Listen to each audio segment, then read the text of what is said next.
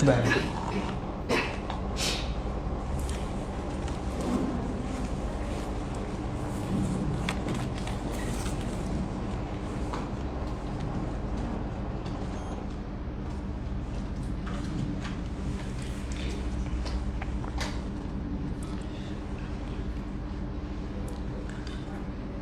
Assalamualaikum warahmatullahi wabarakatuh.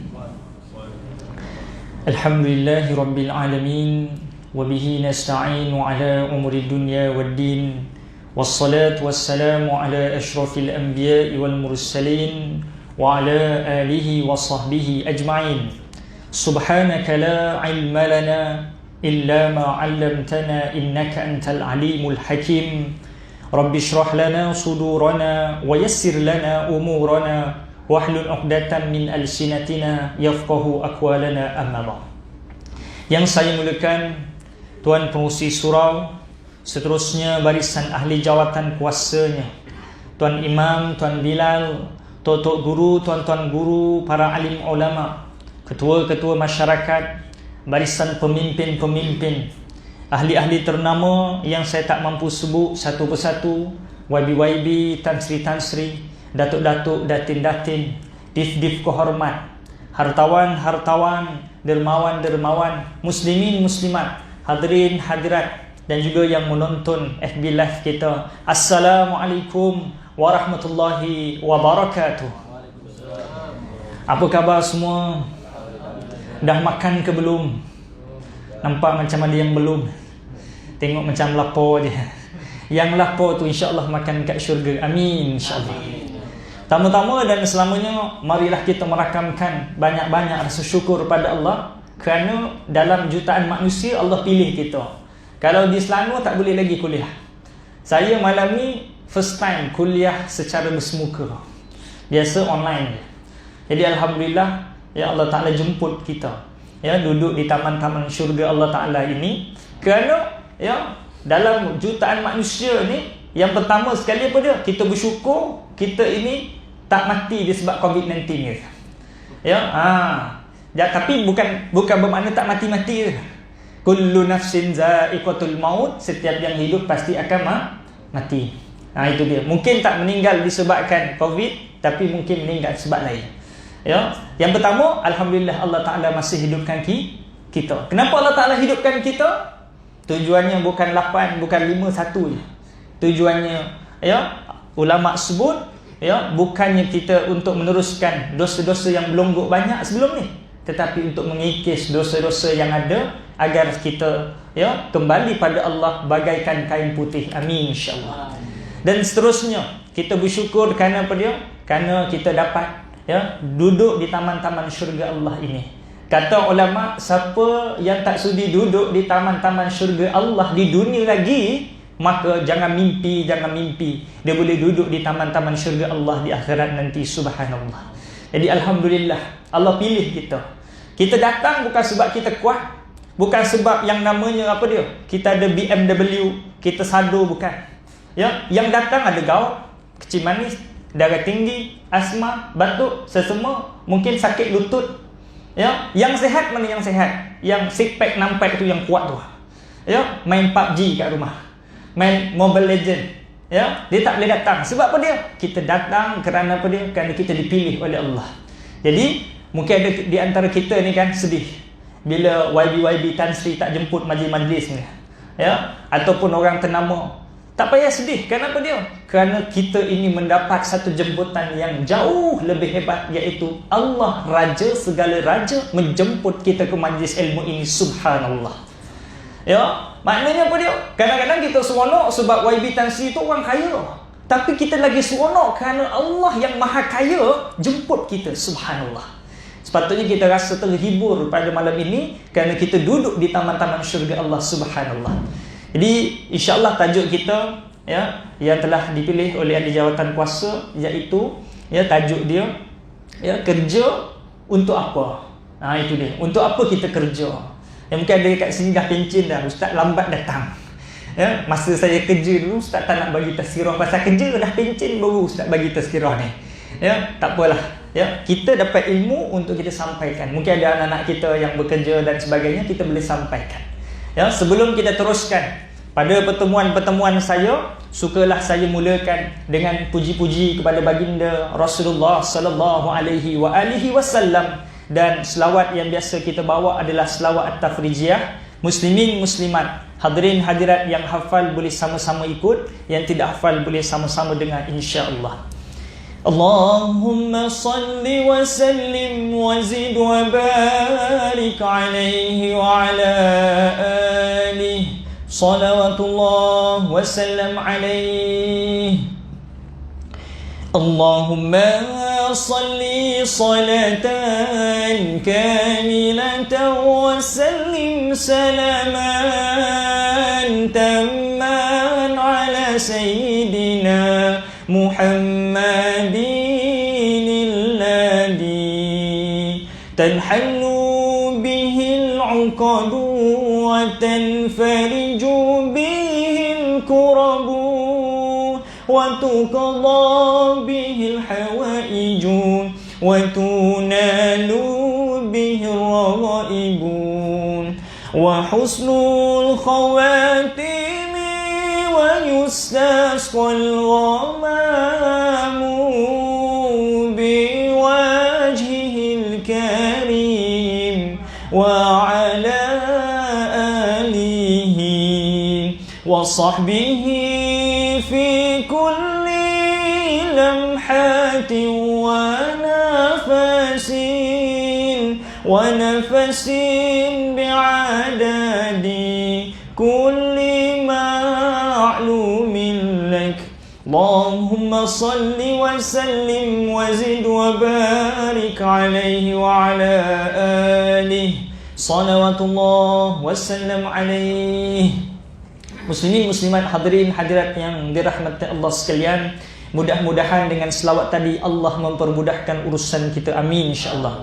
Tuan-tuan boleh dapatkan selawat ini di YouTube, Facebook, Instagram dan juga Google. Type saja selawat at-tafrijiyah. Ramai asatizah yang mengalunkan, yang boleh kita amalkan bersama. Sebelum kita teruskan, izinkan saya isi minyak dulu, takut berhenti tengah jalan. Allahumma salli ala sayyidina Muhammad. Bismillah. Alhamdulillah. InsyaAllah tajuk kita pada hari ini, untuk apa kerja? Kerja untuk apa? Ya, ramai orang tak tahu kerja ni untuk apa. Ya, tapi sebenarnya tahu. Setiap di antara kita ni ada dia punya apa dia? Ada dia punya tujuan ataupun apa yang dikejar. Ya, bila tanya seorang-seorang, kerja untuk apa ustaz? Saya kerja, saya nak beli kereta ustaz. Nak beli BMW, di banyak yang makan dia beluang. Saya kerja ustaz, nak beli motor Y-Suku. Saya kerja ustaz, nak kahwin. Setiap di antara kita kerja tu ada dia punya planning dia, tujuan dia. Kerja untuk apa dia? Kerja saya ustaz, nak senang lah. Orang berbini, saya boleh berbini. Orang ada anak, saya boleh ada anak. Orang kahwin, saya boleh kahwin. Orang lain ada istro, tengok maharaja lawak, ketawa terbahak-bahak, saya pun boleh. Setiap di antara kita niat kerja tak sama. Ya? Tapi apa kata Islam dalam kerja tersebut? Ya, Islam ya mewajibkan kita ini untuk kerja. Tujuannya apa dia? Supaya kita tidak meminta-minta. Kerja tujuannya apa dia? Supaya kita dapat memberi nafkah kepada diri kita dan juga keluarga kita. Nah, dan untuk orang yang berkefahaman, bukan saja untuk bekerja untuk kepentingan diri, tetapi yang lebih tinggi untuk kepentingan agama Allah Subhanahu wa taala. Ada orang kan, dia keluar pagi, petang, siang, malam kan. Dia keluar pagi, balik gelap, keluar gelap, balik pagi kan. Ya, bermati-matian pagi, petang, siang, malam untuk boleh senang di dunia. Betul tak? Ya, bila duduk kan dekat kedai kopi, Haji, tanah ada berapa ekar je? Ada 2 ekar, 2 ekar. Haji tanya berapa? Alhamdulillah saya ada 100 ekar tu. Ya, maknanya apa dia? Maknanya berjayalah konon-kononnya. Ya, ingat kejayaan sebenar kita bukan tanah banyak, tuan-tuan. Ya, jangan ada di antara kita sedih. Kenapa Haji sedih? Saya 2 ekar, 2 ekar. Berapa umur Haji? 60. Saya rasa saya dah tak mampu nak lawan 100 ekar, banyak. Tuan-tuan, siapa-siapa yang tak boleh lawan sahabat-sahabat kita dalam soal keduniaan, lawanlah dalam sudut akhirat. Allahu Akbar. Siapa-siapa yang solat subuh 2 rakaat sebelum subuh tadi, solat sunat 2 rakaat sebelum subuh tadi, lebih baik daripada dunia dan seisinya. Allahu Akbar. Maknanya orang yang ada 100 hektar, ya, kemudian dia solat sunat sebelum subuh, dia bukan saja dapat dunia tetapi dapat akhirat. Ini dia. Tapi siapa-siapa yang dia tak dapat 100 hektar, ya, dia tak dapat dunia kan, tapi dia masih ada peluang untuk dapat akhirat. Sebab dunia ni sementara. Yang pegang 100 hektar, berapa umur? 50, 60. Berapa lama dia boleh pegang? 100 tahun? Belum tentu. Maknanya dia mengerjakan, mengusahakan sesuatu yang belum tentu dibawa mati. Tetapi orang yang mana dia faham tentang kehidupan, ya, bila kita nak sebut tentang kenapa kerja, mesti kena tahu kenapa hidup. Ini dia. Kalau kita tengok binatang-binatang dekat hutan sana, ditanya kenapa hidup, tujuannya nak makan, betul tak? Tujuannya boleh tempat tinggal, tujuannya boleh berpasang-pasangan. Apa beza kita dengan binatang? Ya, beza kita mesti apa dia? Mesti pada niat yang betul. Ya, nampak macam betul kan? Ya, kalau tengok binatang-binatang ada tempat tinggal, ya. Kalau kucing dengan tempat tinggal dia lah, kita pun nak kena ada tempat tinggal kita juga sebagai pelindungan. Tetapi mesti niat yang betul. Macam mana kita nak betulkan niat pada malam ni lah? Sidang penonton jangan ke mana-mana, tuan-tuan, jangan keluar dulu. Ya, sebab apa dia? Sebab perbincangan kita sangat penting. Orang muda kata bukan kaleng-kaleng, bukan biasa-biasa. Jadi sidang penonton yang dirahmati Allah sekalian, sahabat-sahabat sidang pendengar, ya. Hari ini kita nak bincang kenapa kita kerja. Kita kerja, yang pertama sekali kita kena betulkan. Sebelum ni betul lah, tetapi kurang betul, kurang tepat. Ya, kita kerja untuk apa dia? Untuk kahwin. Ya, kalau kerja untuk kahwin, untuk berpasang-pasangan, kucing pun nak berpasang-pasangan, betul tak? Apa beza kita dengan kucing? Sebab itu dalam Al-Quran disebut, ya, ada manusia yang kal'an'amu balhum adal, macam binatang bahkan lebih lagi. Nampak tak? Ya, tapi ni yang kita bimbang ni. Jadi kita kerja ni biar sampai apa dia? Beli motor Wisuku, betul. Niat kita nak beli motor Wisuku, biar motor Wisuku kita jumpa balik kat negeri akhirat. Beli BMW, jumpa balik parking BMW kita dekat akhirat. Beli rumah, jumpa balik rumah dekat akhirat. Beli 100 hektar tanah, jumpa balik 100 hektar dekat akhirat. Persoalannya bagaimana? Ini dia. Ustaz, ada nombor akaun akhirat ke? Bagi kat saya. Ya, tuan-tuan sidang penonton yang dirahmati Allah sekalian, kata Rasulullah, al-kayyis man dana nafsah. Al-kayyis, ya, man dana nafsah wa amila lima ba'dal maut. Orang yang cerdik, orang yang mempersiapkan bekalan-bekalan untuk hari selepas matinya dia. Wal ajiz, sebodoh-bodoh orang, kata Rasulullah, manitaba'a hawahu, orang yang dalam hidupnya hanya mengikut hawa nafsu dia. Maksudnya apa dia? Orang yang faham tentang kehidupan di dunia ini, dia tahu adanya mati, perlunya bekalan-bekalan yang dia perlu bawa di negeri akhirat. Maknanya bila dia bekerja, dia faham bahawa hidup ini adanya mati, perlunya bekalan. Biarlah pekerjaan dia ini menjadi bekalan untuk pergi ke negeri akhirat. Kalau saya pergi kerja, kawan saya pergi kerja, sama-sama buat kerja, biar pekerjaan kita ni sampai ke negeri akhirat. Ada orang yang pergi kerja, dia penat, balik hilang penat. Kita pergi kerja, kita penat, niat yang betul, kita punya penat hilang, kita punya pahala sampai ke negeri akhirat. Ini maksud saya. Ada orang dia beli motor Wisuku, kita beli motor Wisuku. Ada orang mati, motor Wisuku tak boleh bawa masuk kubur. Boleh Ustaz, saya gali. Bawa motor Wisuku kat dalam kubur. Ambil BMW masuk dalam kubur. Ada manfaat? Tak ada manfaat. Kita beli motor Wisuku juga, tapi motor Wisuku kita sampai ke negeri akhirat. Macam mana? Itu soalan saya. Macam mana? Sidang penonton, sahabat-sahabat, ya, tuan-tuan, ibu-ibu, ayah-ayah yang dirahmati Allah sekalian, caranya orang bijak, orang mukmin, dia faham. Orang bijak adalah orang yang berjaya memindahkan harta dunianya ke negeri akhirat. Berjaya memindahkan harta dunianya ke negeri akhirat. Sebelum meninggal dunia ni, kita dah ada sebagian kita dah ada rumah dah ada kenderaan dah. Tapi macam mana kenderaan kita di akhirat? Macam mana rumah kita di akhirat? Kita mestilah bijak memindahkan harta dunia kita ke negeri akhirat dengan jalan infak, sedekah, wakaf. Ini dia jalan dia. Ya, maknanya apa dia tuan-tuan? Ya, kalau kita bijak ni, kita rasa anak kita dah senang. Ni cerita anak yang dah senang lah. Kalau yang susah, memberi kepada anak itu lebih aula daripada orang lain. Tapi kalau kita tahu anak kita senang, kita pesan. Kita sebagai ayah, kita pesan, bang, motor Wisuku ayah tu kau jangan usik. Kenapa? Ya, rumah ayah kau jangan usik. Kenapa ya? ayah nak bagi tahu kat AJK Surau, abah punya motor suku, abah punya BMW, biar AJK Surau uruskan untuk agama Allah. Tanah-tanah ayah tu pun untuk abah serahkan kepada AJK untuk diwakafkan, supaya ayah boleh jumpa balik tanah-tanah motor suku dan juga rumah-rumah dan kereta ayah di negeri akhirat. Subhanallah. Sebab ayah tahu ayah akan meninggal dunia. Kullu nafsin za'iqatul maut. Ayah sekarang dah ada rumah. Kalau ayah meninggal dunia, ayah tak tahu lagi ayah ada rumah ke tak ada rumah di negeri akhirat. Subhanallah. Ya, ini orang yang faham bahawa hidup ini adanya mati, perlunya persiapan, perlunya dia menjadi manusia yang cerdik, memindahkan harta dunianya ke negeri akhirat. Nampak tak? Berapa ramai orang yang dia sayang hartanya, rumah pusaka menjadi apa dia? Rumah puaka. Berapa ramai kan hari ini yang mana mak ayah meninggal, rumah pusaka menjadi rebutan. Betul tak? Lalah tak ada siapa duduk. Abang jangan duduk. Kenapa tak boleh duduk? Abang dulu kurang ajar sama ayah. Kau pun tak boleh duduk je. Kenapa tak boleh duduk? Sebab kau tak layak. Lalah tak ada siapa duduk, rumah pusaka jadi rumah puaka. Yang duduk siapa? Sundal bolong, hantu mak lampir yang duduk. Nampak? Berapa ramai kan rumah tersedai, tak ada orang duduk. Sebab apa dia? Masing-masing gaduh. Lalah tak ada siapa duduk. Habis tu mak ayah kita, ya, selaku yang hidup dulu-dulunya, contoh, yang mengusahakan duit kita daripada kerja, daripada zaman kita duduk Kedah ke Perlis ke mana ke, pergi KL ke, pergi Negeri Sembilan, cari rezeki RM1, kumpul jual nasi lemak dan sebagainya, naik Grab apa semua, boleh beli sebiji rumah, kita meninggal dunia, rumah jadi rumah puaka.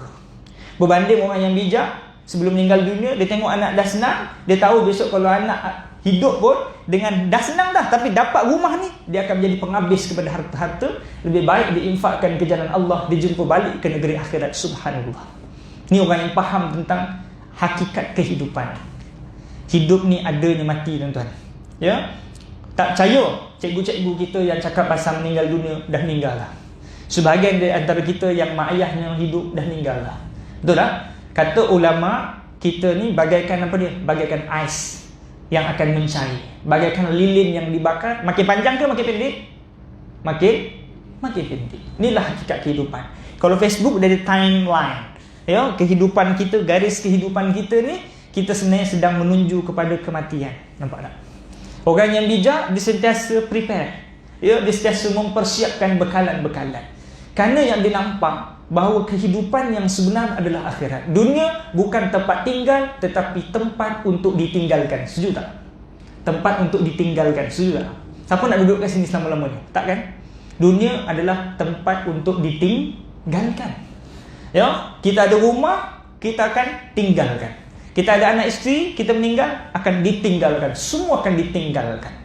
Jadi orang yang faham tentang dunia ni murah, dia tidak akan bersedih hati apabila dia tak dapat, dan dia tidak terlalu gembira apabila dia dapat pun.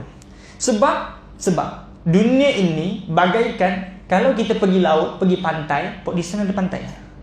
Ya, kalau pergi pantai, ya, celup jari kita dekat laut, angkat satu titis yang jatuh, itulah dunia, bakinya itu adalah akhirat. Subhanallah. Jadi kalau dapat, tak payah suka sangat, titis saja. Kalau tak dapat, jangan sedih sangat, sebab cuma satu titis. Yang satu titis itulah KLCC, itulah Negeri Sembilan, Malaysia, bumi, langit, semua yang ada. Subhanallah. Ya, sahabat-sahabat, ya, ibu-ibu, ayah-ayah yang dirahmati Allah sekalian, kehidupan kita ini, ya, nak tak nak, kita akan menemui kematian. Jadi bagaimana niat pekerjaan kita yang betul? Yang dah habis kerja, tak apa, kita boleh sebarkan, sampaikan kepada anak-anak kita. Bekerja, niatnya dua. Yang pertama, ya, untuk redha Allah. Untuk redha Allah. Apa maksud redha? Nak pandangan Allah. Sebab apa pandangan Allah? Orang yang kerja sebab nak pandangan Allah, dia tak kisah manusia cemuh dia, manusia kata dia, sebab yang bagi pahala tu Allah. Manusia tak boleh memberi manfaat dan mudarat. Dia tahu walaupun dia kerja lebih, bos dia tak bagi gaji banyak, dia tahu Allah boleh bagi lebih daripada bos dia bagi. Nampak tak? Yang pertama, kerja untuk pandangan Allah. Kadang-kadang kita kerja 20 tahun. Ya, orang tak nampak kita datang awal sebab orang datang lambat. kita buat kerja betul-betul, orang tak nampak, ya. Tapi bila kita buat satu kesalahan, itu yang jadi bahan dekat dalam grup WhatsApp, dekat dalam kedai-kedai ataupun warung-warung, cerita keburukan kita. Padahal kebaikan banyak kita buat kan. Tapi orang yang hanya kerja untuk pandangan Allah, dia tak kisah. Sebab apa dia? Sebab dia buat kerja hanya pandangan Allah, bukan pandangan manusia. Manusia tak boleh beri pahala kat dia. Manusia tak boleh memberi kebaikan dan keburukan kepadanya. Dia hanya mengharapkan pandangan Allah. Ini setinggi-tinggi niat pekerjaan. Bukan senang tuan-tuan, betul tak? Ya, manusia memang tak adil. Biasa kita buat 1000 kebaikan, sebab satu keburukan orang akan cemooh, betul? Tapi Allah, bila kita buat apa dia? Bila kita buat 1000 kejahatan, tapi dengan sebab satu kebaikan, Allah Ta'ala ampunkan kita. Dengan sebab satu istighfar, Allah boleh padamkan seluruh dosa-dosa kita. Orang kafir yang sembah berhala, dengan sebab masuk Islam, terus diampunkan seluruh dosanya bagaikan kain putih. Itu Allah. Tapi manusia kan, nampak tak? Kita kerja 20 tahun, dengan sebab satu kesalahan, dilupakan kebaikan kita. Sebab itu orang yang buat kerja lillahi ta'ala, pandangan Allah semata-mata, bukan nak ada tempat di hati manusia, hatinya tenang. Itu yang pertama. Yang kedua, dia bekerja untuk apa dia? Memberi manfaat untuk dirinya dan juga kepada orang lain. Nampak tak? Pada orang mukmin, manfaat bagaimana? Manfaat untuk dirinya di dunia dan juga di akhirat. Itu dia. Beza orang kafir. Orang kafir untuk manfaat dirinya di dunia saja. Tetapi kita mesti sampai akhirat. Kita bekerja ni mesti kena fikir tujuan akhirat. Tujuan akhirat. Itu dia. Apa maksud saya? Ya, ada orang yang mana dia bekerja, dia pergi kerja je. Ada orang dia pergi kerja, dia tanya kawan dia, "Jom, sekarang dah waktu solat." Dia fikir tentang akhirat kan? Dia bukan fikir tentang kawan-kawan hanya boleh cari makan kat dunia, tetapi kawan-kawan juga mesti boleh selamat di akhirat. Nampak tak? Bila dia jadi apa dia? Dia jadi AJK ke, JKK ke, YB ke, Tan Sri ke, sebagai apa-apa juru jawatan, sebagai anak, sebagai pelajar, sebagai seorang ustaz, sebagai tok ketua kampung, JKK, AJK, semua jawatan yang dia ada, dia bekerja bukan untuk melepaskan jawatan melepaskan tugas semata-mata, tetapi dia kerja mesti apa dia? Mesti ada kaitan dengan akhirat. Nampak tak? Bila jadi YB Tan Sri, bila jadi apa dia? JKK, AJK, dia bukan semata-mata fikir bekerja boleh bagi masyarakat sekampit beras, tetapi dia mesti fikir tentang masyarakat juga boleh selamat untuk melangkah ke syurga Allah Subhanahu Wa Taala. Nampak tak? Beza tak orang yang kerja lillahi ta'ala dengan hanya kerja untuk grow bisnes maju semata-mata. Ya, orang yang mana dia jadi bos, bila dia bekerja, dia bukan saja fikir pekerja dia boleh dapat gaji, tetapi dia fikir macam mana pekerja-pekerja dia juga boleh melangkahkan kaki ke syurga Allah Subhanahu Wa Taala. Dia tanya pekerja dia, "Kamu datang awal ni dah solat subuh ke belum?" Dia tanya pekerja dia, "Kamu dah solat zuhur ke belum?" Nampak tak? Dia tanya berkenaan tu, sebab itu lebih penting. Sebab apa dia? Sebab cari dunia ni hanya apa dia? Hanya sesuatu yang akan ditinggalkan. Tetapi cari akhirat adalah sesuatu yang kita akan bawa pergi. Ini dia. Kenapa kita sanggup bermati-matian pagi petang siang malam untuk perkara yang ditinggalkan, sedangkan kita melupakan perkara yang sepatutnya kita bawa pergi. Ya, bagaimana kita nak tanya diri kita, kekuatan diri kita? Senang saja. Kita buka Facebook 45 minit dengan baca Al-Quran 5 minit, mana lagi lama? Ya, baca Al-Quran 5 minit. Sebab apa dia? Sebab kita belum dapat nikmat dalam ibadah. Ya, kita puasa kan? 5 minit lagi nak berbuka tu rasa lama bila 5 minit je, betul tak? Macam kalau kita buka Facebook 45 minit rasa sekejap je, betul tak? Ya, sebab apa dia? Sebab kita tak ada cinta. Orang kerja dia rasa seronok bila dia ada cinta, betul tak? Seronok. Sebab apa orang tu dia boleh kerja macam tu, kita rasa kita tak boleh kerja macam tu. Tapi sebab dia ada cinta dengan pekerjaan dia. Kita tengok orang main game, dia boleh habiskan masa 18 jam main game. Bila tanya dah makan ke belum, nantilah. Nampak tak? Sebab cinta. Kalaulah orang cinta kepada Allah Ta'ala, macam itulah. Dia rasa dengan kuliah ni kejap je. Sebab apa dia? Dia cinta pada Allah. Dia nak dekatkan diri dia kepada Allah. Maka apa dia? Maka dalam kehidupan dia, dia sentiasa mencari kawan-kawan yang mana apa dia? Seging dengan dia. Untuk memberi kekuatan yang sama. Kalau kita nak jadi pakar memancing, kena join grup-grup memancing. nak pakar memasak, pakar menjahit, kena join grup WhatsApp memasak ataupun menjahit. Kita satu geng yang kita, betul tak? Ya, tapi orang yang bekerja, dia tahu kerja dia ini mestilah kena sampai ke negeri akhirat. Dia akan cari kawan-kawan masjid, kawan-kawan surau, grup-grup surau untuk sentiasa mengingatkan dia tentang akhirat. Supaya apa dia? Supaya pekerjaan dia bukan sahaja boleh selamat di dunia, tetapi boleh selamat di akhirat. Saya bagi analogi. Sebelum itu izinkan saya isi minyak lagi. Takut berhenti tengah jalan. Ustaz ni kejap betul minyak habis. Bismillah. Saya jenis minum sikit-sikit je, tapi kena kerap. Itu saya punya passion. Setiap orang tak sama kan teknologi Allah Ta'ala cipta. Allahumma salli ala sayyidina Muhammad. Saya bagi analogi perumpamaan. Dia tanya haji kerja untuk apa haji? Haji, saya kerja nak senang. Saya orang lain boleh ada rumah, ada kereta. Tapi seorang lagi bila tanya, haji kerja untuk apa? Ustaz, hidup ni ada je mati. Perlunya bekalan-bekalan. Saya kerja ni, orang lain kerja juga. Saya hantar anak saya pergi sekolah untuk berjihad ke jalan Allah SWT.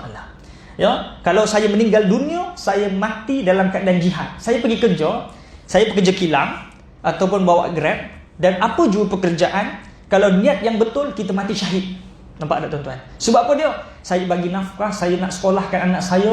Bila anak saya pandai, saya nak anak saya memperjuangkan agama Allah, menjadi mata rantai pada perjuangan baginda Rasulullah SAW. Mulia tuan-tuan. Ya. Kenapa tuan kerja? Saya kerja supaya saya kaya. Kenapa tuan nak kaya? Supaya saya boleh bantu surau-surau, masjid-masjid, mahat tahfiz. Saya boleh bantu agama Allah Subhanahu Wa Taala. Ini orang yang faham tentang tujuan kerja yang betul. Tapi tuan kerja untuk apa dah? Saya boleh bawa family saya jalan tiap-tiap tahun. Salah ke? Tak salah. Membahagiakan. Ya. Tetapi perlu faham. Ya. Kita mestilah kena lillahi ta'ala. Apa maksud lillahi ta'ala? Lillahi ta'ala ni bawa jalan anak-anak isteri kerana Allah Ta'ala ni untuk membahagiakan ini, jangan sampai menjerumuskan kepada apa dia? Kebinasaan. Jangan sebab terlalu setiap minggu buat pergi jalan, anak kita lalai, ya, kemudian kita jadi apa dia? Orang yang mana nak menunjuk-nunjuk pula. Ya, tangkap gambar, tunjukkan kat dalam group family. Dalam adik-beradik kita ada yang susah kan? Tengok je kawan, kita pergi London, tengok je kita pergi United Kingdom, tengok kita pergi Cameron Highland. Minggu depan tangkap gambar lagi, pergi pula kat situ tepi pantai. Minggu depan tangkap lagi, makan apa dia? Makan ayam gulai. Minggu depan makan lembu gulai. Minggu depan lagi makan kambing tergulik. Macam-macam. Kita tangkap gambar agak-agak, sahabat-sahabat. Yang tak mampu ni kita tengok meleleh-eleh. Leleh-eleh kita. Sampai hati. Betul tak?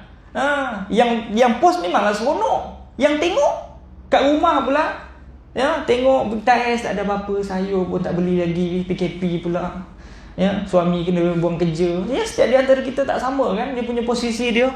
Nampak tak tuan-tuan? Ya, habis tu Ustaz, saya tak boleh lah nak pergi jalan-jalan kalau dah semua adik-beradik saya susah. Takkan saya nak duduk rumah je, duit nak buat apa? Nampak tak tuan-tuan? Kalau tuan-tuan rasa tuan-tuan nak berjalan boleh, tapi berpada-pada lah.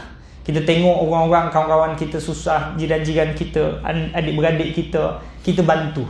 Ya, kalau tuan-tuan nak pergi United Kingdom, duit banyak ni kita bantu pula adik-beradik kita. Adik-beradik kita tak kata apa pun. Kau tak jealous ke abang kau pergi UK? Bapa nak jealous, dia baru belanja tak aku tahun lepas pergi umrah. Nak jealous ke? Tak jealous kan? Sebab apa dia? Sebab kita fikir pasal orang lain. Itu cara dia tuan-tuan. Ya, ni bila kita kerja, duit banyak, kita lupakan orang lain, akan timbul hasad dengki. Siapa yang bagi hasad tu? Kita. Ni musim PKP, musim orang tanam pokok bunga. Betul tak? Oi, beratur. Pergilah tempat orang-orang tanam pokok bunga tu. Ya, beratur. Tuan-tuan, sahabat-sahabat sedang penonton yang dirahmati Allah sekalian. Ya, orang pakai miskin, lalu lelang tengok bunga kita kenyang tak? Tengok bunga Rafflesia mahal. Tengok bunga apa lagi? Ya, jadi nak bagi tahu kita ni berpada-pada. Nak tanam pokok bunga apa tanam. Ya, tapi jiran kita, adik-beradik kita, kita bantu semampu kita supaya hilang rasa hasad dan dengki. Ini perlu kita faham. Ya, kita kerja ni biarlah kita cari duit ini, tujuan kita mesti sampai ke negeri akhirat. Ya, maknanya bila kita kerja, kita dapat duit, kita perlu faham bahawa kita kerja, duit kita ini ada hak orang lain. Tuan-tuan, banyak mana duit tuan-tuan? Ya, banyak mana duit tuan-tuan, kita kena faham, siapa yang tak nak memberi secara rela, Allah ambil secara paksa. Saya ulang balik. Siapa tak nak memberi secara rela, Allah ambil secara paksa. Ya, hakikat harta ni siapa punya? Allah. Allah boleh ambil, Allah boleh bagi. Apa maksud ustaz? Kalau saya tak nak bagi secara rela, Allah akan ambil secara paksa. Macam mana pun duit kita mesti akan dikeluarkan. Macam mana pun. Kalaulah tuan-tuan katalah tak nak masukkan duit dalam tabung surau, tuan-tuan akan keluarkan juga tak duit dekat kedai tom yam, betul tak? Ya, secara rela ataupun secara paksa. Macam mana secara paksa? Ya, ada orang lalu minta sedekah, kita tak nak bagi. Tak payahlah bagi dia. Ya, kita buka kita punya kereta, tengok tayar pancit, Allah. Ya, kena tukar tayar. Berapa ringgit? Ya, kalau tayar dah botak kena tukar terus 200 contoh kan. Ya, padahal tadi bagi RM1 je. Barang siapa yang mana apa dia? Dia jaga hartanya untuk Allah, Allah akan jaga rezeki dia. Nampak tak? Ya, dia baru je beli telefon rosak. Dia beli je motor, anak dia jahanam kan. Nampak tak? Sebab itu dalam hidup ni tuan-tuan, bila tuan-tuan cari rezeki dapat banyak, ya, sebenarnya dalam dunia ni dia sebenarnya tak dia miskin. Dia ada banyak ataupun cukup je. Sebenarnya banyak pun cukup, sikit pun cukup sebenarnya. Kalau tuan-tuan ada buka dompet, ada RM5 cukup lah. Ada RM5 cukup, percayalah. Tak percaya, ada RM5, tuan-tuan ada sejarah. Ustaz, saya ada RM5 je. Saya nak makan pun tak ada. Tiba-tiba ada orang bagi makan. Siapa yang bagi rezeki? Allah. Yang cukupkan Allah. Tuan-tuan rasa bulan ni dapat banyak. Biasa dapat RM1,000, tiba-tiba dapat RM2,000. Wah, banyak. Balik je rumah, cikgu kata ada rombongan pergi Langkawi. Anak ada 3 pergi. Seorang 300. Ya. Jadi 3 orang berapa? 900. Dia belanja lagi, ya, habis. Contoh kan? Rasa macam banyak.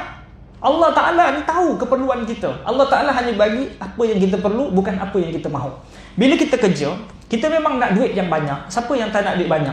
Daripada depan sampai belakang, kanan sampai kiri, kiri sampai kanan balik, semua nak duit banyak. Saya pun nak duit banyak. Betul tak tuan-tuan?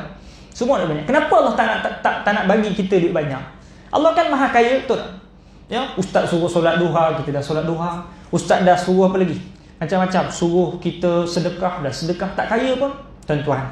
Sidang penonton yang dirahmati Allah sekalian, ibu-ibu, ayah-ayah yang dirahmati Allah sekalian, ya, Allah hanya beri apa yang kita perlu, bukan apa yang kita mahu. Firman Allah Subhanahu wa taala, a'udzubillahi minasyaitonir rajim. Wa asa an takrahu syai'an wa huwa khairul lakum wa asa an tuhibbu syai'an wa huwa syarrun lakum wallahu ya'lamu wa antum la ta'lamun. Sadaqallahul azim. Yang bermaksud, boleh jadi apa yang kamu tak suka baik bagi kamu, kata Allah. Boleh jadi apa yang kamu suka belum tentu baik bagi kamu. Allah mengetahui sedangkan kita tidak mengetahui. Tuan-tuan, saya percaya dan yakin, tuan-tuan bekerja, tuan-tuan nak bahagia. Percayalah, bahagia bukan dengan sebab mata wang ringgit. Bahagia bukan sebab kahwin. Bahagia bukan sebab ada anak. Berapa ramai orang yang ada anak, buang anak. Berapa ramai orang yang kahwin, bercerai. Berapa ramai ada orang ada duit banyak, lalu apa dia? Lalu dia melabur, ya, lalu dia rugi, kemudian bunuh diri pun ada. Nak bagi tahu dalam hidup, bahagia bukan sebab duit banyak, bukan sebab kahwin. Bahagia tidak boleh dibuat-buat. Bahagia ini apabila kita dekat dengan Allah SWT. Saya nak tanya, orang Palestin bahagia tak? Kita tengok tak bahagia kan? Tapi orang Palestin bahagia. Sebab dia dekat dengan Allah Ta'ala. Peluru pandu dia terbang atas dia, kanan kiri depan belakang. Dia hafal Al-Quran. Matanya buta, hatinya celik, boleh hafal Al-Quran. Kita celik mata, Al-Quran jangan kata hafal, baca pun malas. Allahu Akbar. Nak bagi tahu, kita mata nampak, hati buta. Mereka mata buta tapi hati celik. Nak bagi tahu apa dia? Mereka bahagia sebab apa dia? Mereka ini, tuan-tuan, ya, mereka bahagia kerana mereka tahu jaminan syurga Allah SWT. Ya, kita ni sebenarnya sengsara. Sebab apa dia? Sebab bencana yang paling besar bukan COVID-19. Bencana yang paling besar bukan ribut taufan, bukan banjir, tapi bencana paling besar apabila kita lalai kepada Allah Subhanahu Wa Taala. Kita ini ujian kita kesenangan. Bila kita terlalu lalai, anak kita Allahu Akbar, Allahu Akbar, bunyi azan ni dibuat dulu je, main PUBG lagi.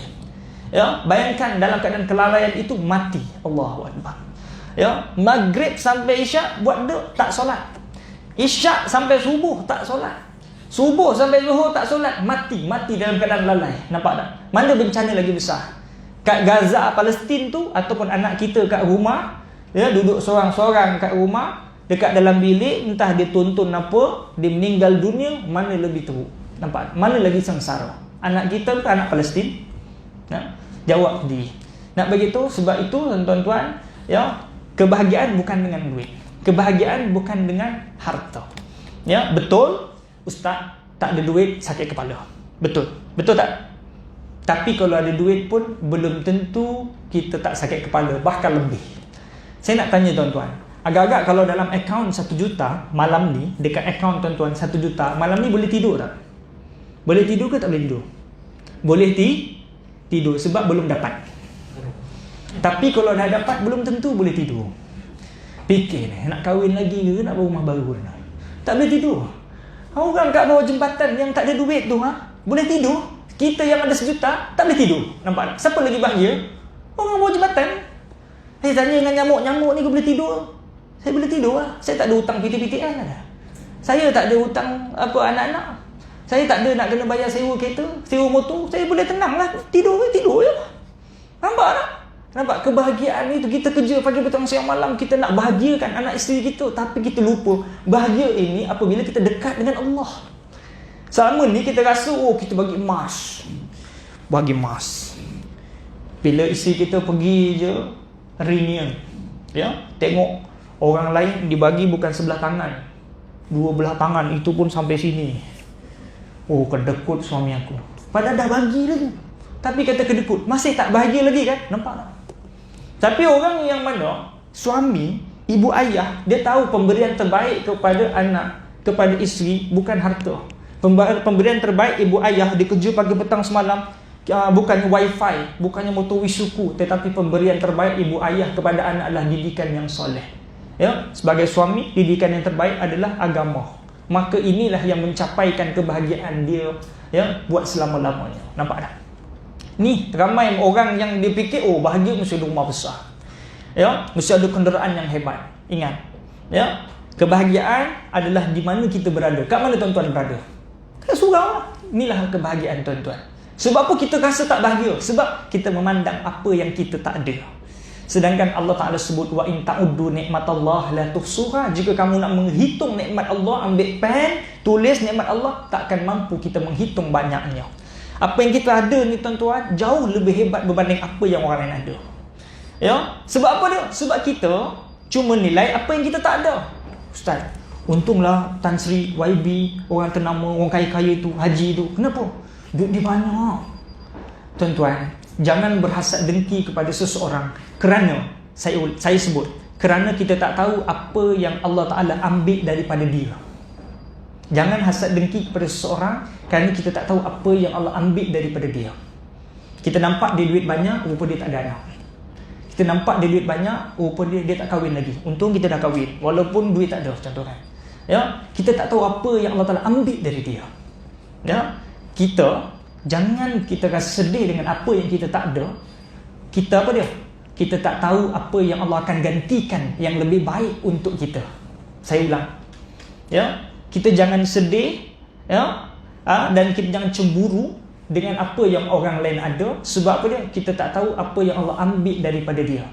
Ya, mungkin dia dah tak ada mak ayah, mungkin dia ada kesusahan, mungkin dia ada penyakit kronik, mungkin duit dia banyak, berjuta-juta, tapi doktor kata dia boleh hidup lagi 2 Jumaat. Nampak tak? Ya, kita duit tak ada, tapi apa dia?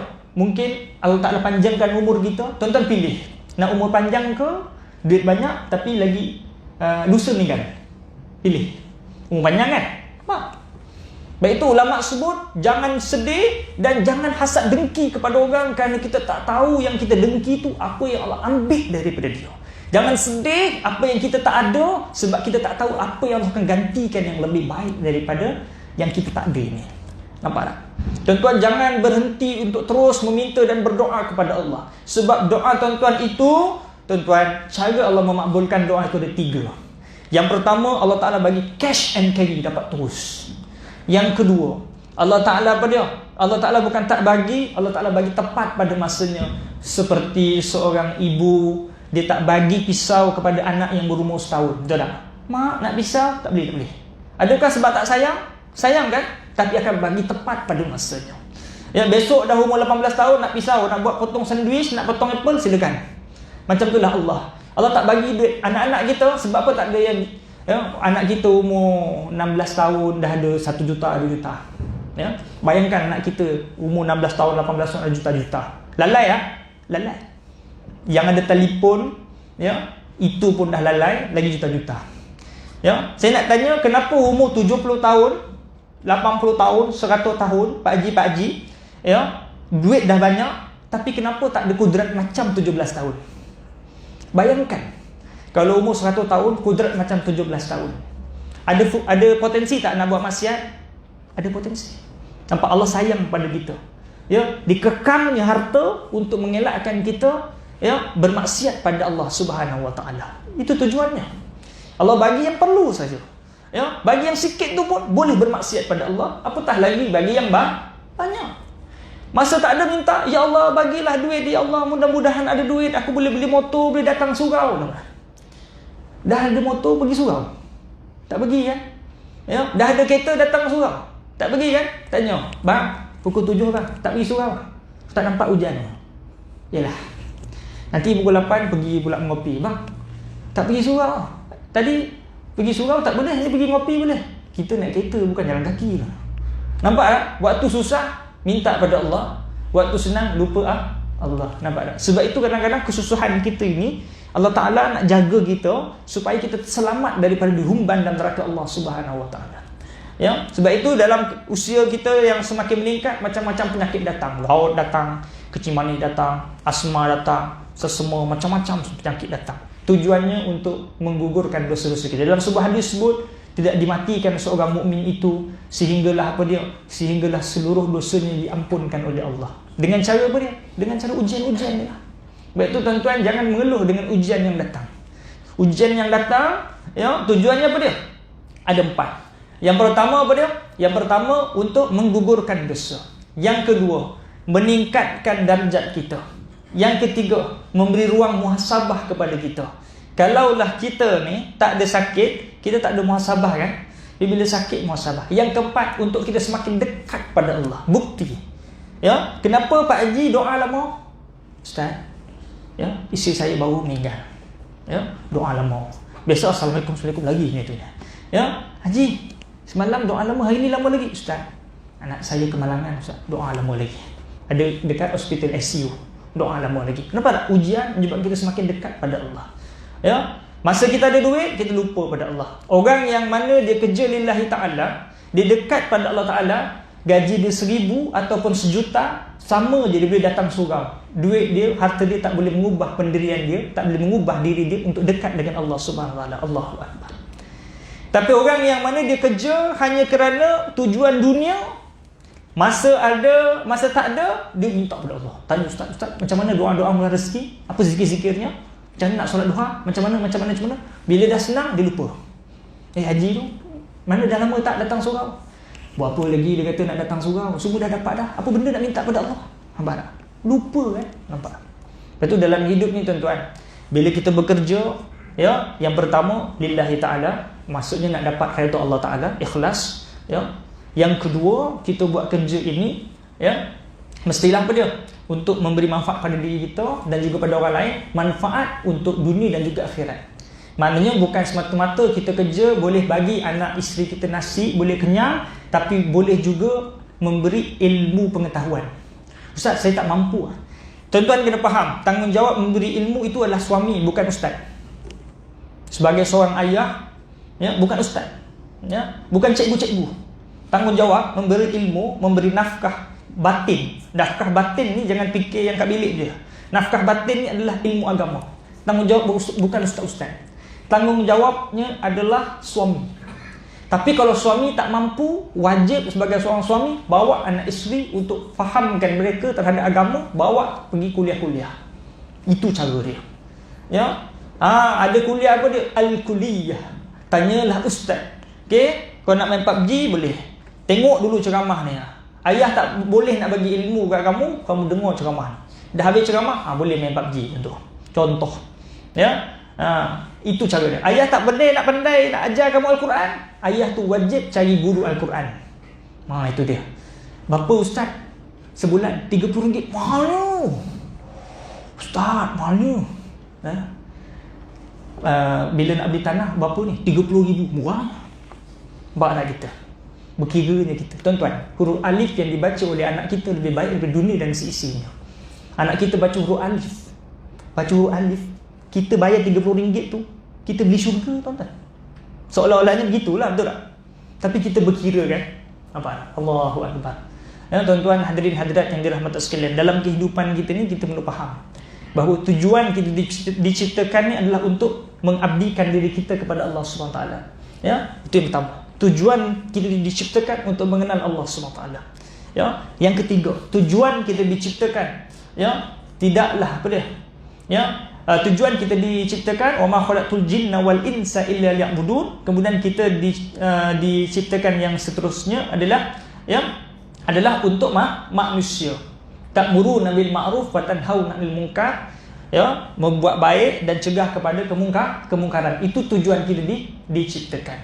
Maka bila kita tahu tujuan kita diciptakan ni, bila aku pergi kerja, tujuan kita adalah untuk kenal Allah, tujuan kita adalah untuk kita buat amal makruf nahi mungkar. Nampak kemungkaran di kawasan kerja, kita kena tegur. Itu dia. Bukannya kita pergi kerja balik macam tu je. Ya, bila kita bekerja untuk kenal Allah, bila kita kerja untuk dekat pada Allah, bila kita kerja itu adalah ibadah, maka kita faham, ya, bahawa ibadah ni bukan solat saja, ibadah itu bukan zakat saja, bukan puasa saja, bukan haji saja, pekerjaan adalah ibadah. Ya, jadi tuan-tuan, lepas ni bila kita tahu pekerjaan itu adalah ibadah, adalah jihad kita, maka kita buat bersungguh-sungguh. Kalaulah bos tak boleh bayar setimpal, Allah boleh bayar. Nampak tak?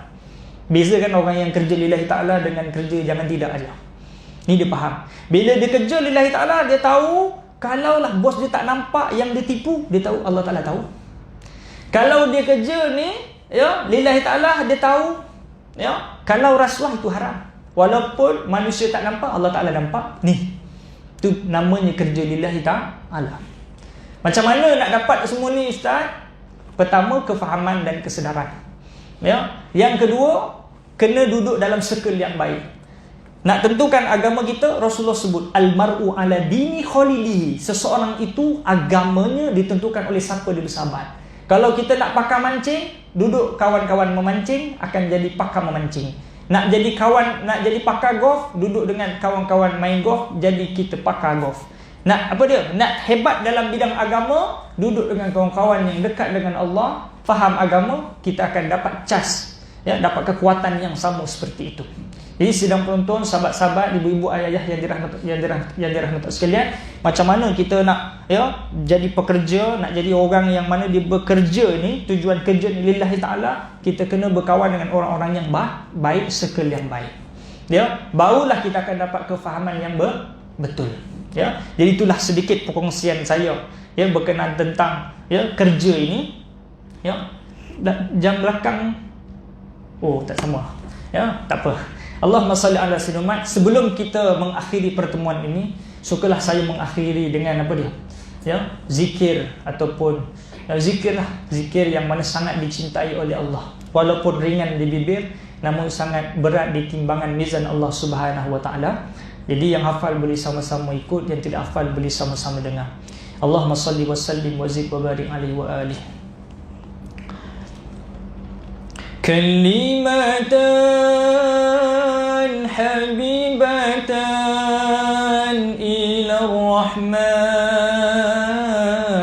khafifatan ala lisan,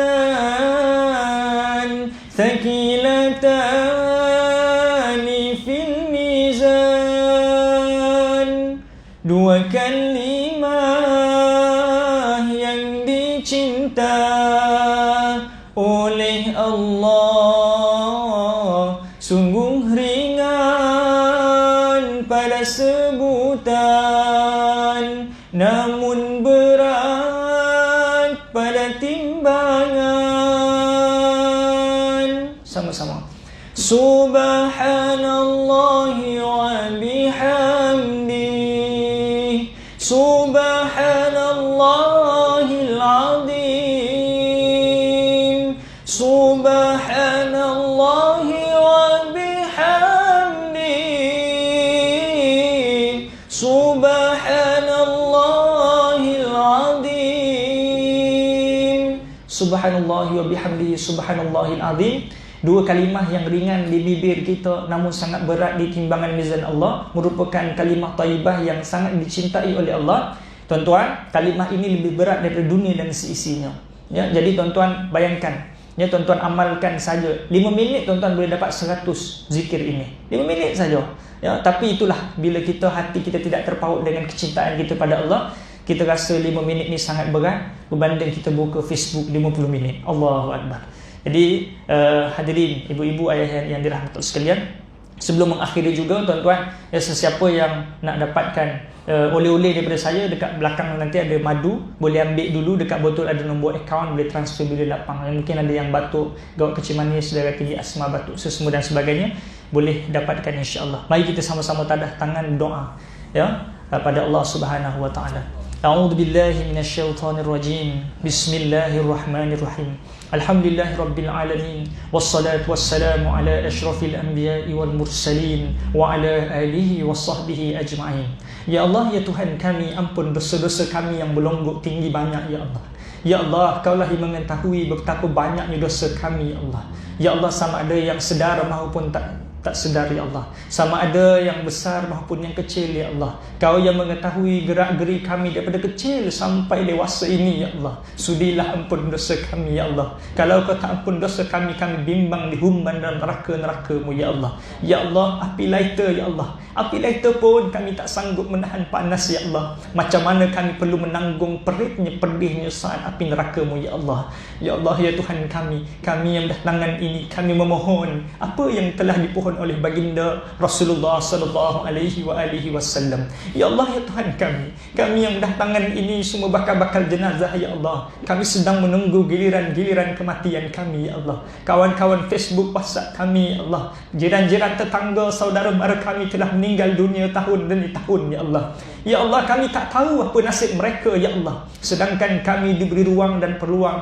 Umur yang ada ini kami sia-siakan ya Allah. Ya Allah, bantulah kami ya Allah, bantu kami ya Allah. Ya Allah, agar Kau tetapkan iman kami ya Allah. Ya Allah, Kau tahu ya Allah betapa lemahnya kami dalam mengurus kehidupan kami ya Allah. Bimbing kami ke jalan yang benar, jalan yang lurus, jalan yang Engkau radai ya Allah. Kami yang berdatangan ini ya Allah, sekiranya ajal maut itu datang, sudilah anak-anak kami uruskan jenazah kami ya Allah. Mandikan kami, alirkan air ke jasad kami perlahan kerana sakitnya sakaratul maut itu ya Allah. Sudilah anak-anak kami ya Allah untuk baluti kain kafan ke jasad kami perlahan ya Allah, kerana sakitnya sakaratul maut itu ya Allah. Sudilah anak-anak kami untuk solatkan kami, iringi kami ke perkuburan dan membawa kami perlahan ke liang lahat ya Allah. Langkah demi langkah ya Allah, seorang-seorang tinggalkan kami, jangan biarkan kami seorang-seorang ditemani kala jengking dan ular ya Allah. Ya Allah, kami yang berdatangan ini, kami mengadu di setiap kelemahan kami dalam mengurus keluarga kami, ada anak isteri kami ya Allah. Kami yang lain ya Allah, ada anak isteri kami, ada yang makin jauh dan jauh, maafkan kami ya Allah. Bantu kami dalam memimpin mereka ya Allah, agar mereka terselamat daripada azab api neraka-Mu ya Allah. Ya Allah, ya Tuhan kami yang berdatangan ini, kami menyatakan rasa rindu yang mendalam buat ibu dan ayah kami yang telah meninggal dunia sekian lama ya Allah. Kami rasa tekilan ya Allah, kami rasa berdosa ya Allah, kerana ketika mana hayat ibu ayah kami ya Allah, kami gagal untuk menjadi anak yang terbaik ya Allah. Ya Allah, kami rindu saat mana belai manjanya kepada kami ya Allah, saat mana mereka menyikatkan rambut pada kami ya Allah, saat mana nasi yang disuap ke dalam mulut kami ya Allah, kini hanya tinggal kenangan ya Allah. Kami rindu saat mana doa yang dibacakan lalu kami aminkan di belakangnya ya Allah. Kami rindu ibu ayah kami ya Allah. Ya Allah, meskipun ibu ayah kami ada buat salah dan silap, ampun dosa-dosanya ya Allah. Jangan Kau seksa ya Allah. Ya Allah, jadikan kubur-kuburnya taman-taman syurga syurga ya Allah. Ya Allah, jadikan tadahan-tadahan doa ini penebus kepada kesilapan terhadap ibu ayah kami ya Allah. Ya Allah, kami yang berdatangan ini ya Allah, kami yang ada penyakit hati ya Allah, seperti riya, ujub, sum'ah, takabur ya Allah, bersihkan ya Allah. Kami ya Allah yang punya hati ini, letakkanlah hati ini ya Allah, hiasinya dengan sifat ya Allah, sifat syukur, sifat sabar dan sifat-sifat mahmudah itu ya Allah. Ya Allah, kami yang ada anak, jadikan anak kami anak soleh dan solehah ya Allah. Kami yang ada sakit, sembuhkan penyakit-penyakit kami ya Allah. Kami yang mana dibuang bekerja ya Allah, ya Allah, mudah-mudahan dapat menemui pekerjaan yang lebih baik ya Allah. Kami yang datangan ini ya Allah, sekiranya ada hutang piutang, langsaikan hutang piutang kami sebelum ajal maut menjemput ya Allah. Kami yang datangan ini ya Allah, sekiranya ada masalah rumah tangga, bantu kami ya Allah. Kami yang datangan ini, sekiranya ada jodoh yang belum sampaikan jodoh kami ya Allah. Yang ada yang belum ada zuriat, beri zuriat pada kami ya Allah. Matikan kami dalam husnul khatimah. Rabbana zalamna anfusana wa illam taghfir lana wa tarhamna lanakunanna minal khasirin. Rabbana atina fid dunya hasanah wa fil akhirati hasanah wa qina adzaban nar. Wa sallallahu ala sayyidina Muhammad wa ala alihi wa sahbihi wa baraka wa sallam. Walhamdulillahi rabbil alamin. Taqabbalallahu minkum minna wa minkum taqabbal ya karim. Segala yang baik itu datangnya daripada Allah, kelemahan atas diri saya. Aqulu qawli hadza wa astaghfirullah al-azim li wa lakum. Wassalamu alaikum warahmatullahi wabarakatuh.